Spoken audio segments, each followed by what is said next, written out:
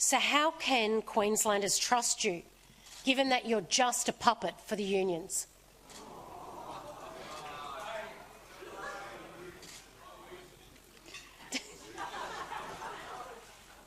How are those property developers going?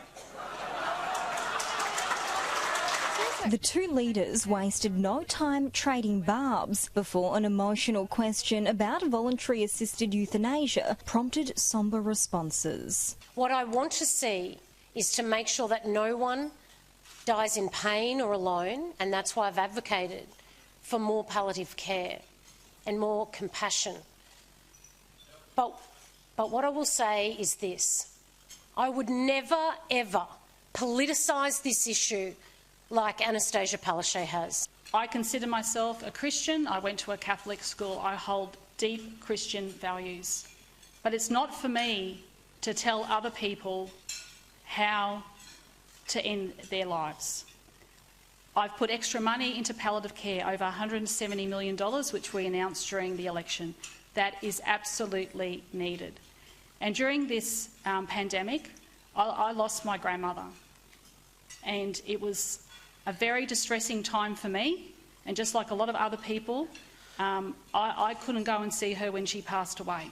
The opposition leader hoping for redemption after 53 undecided voters declared they would vote for the Premier after a Sky News Courier Mail forum, compared with 30% for Deb Frecklington. Jackie Tradd's secret investment property scandal, Jackie Tradd's interference with the hiring of a local school principal. How can Queenslanders trust you with another 4 years after 5 years of integrity scandals?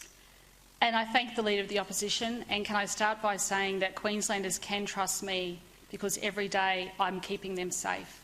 Both leaders ruled out forming a minority government should the result be undecided after the polls close. While a range of topics were brought up, it was inevitable the borders were going to be raised as well. Sky News put a question to Deb Frecklington over whether, if elected as Premier on Sunday, she'd continue to listen to the advice of the Chief Health Officer, or would she make a captain's call and do it alone?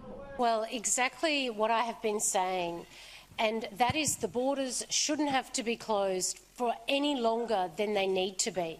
But I will follow the advice of the Chief Health Officer. Anna Rawlings, Sky News.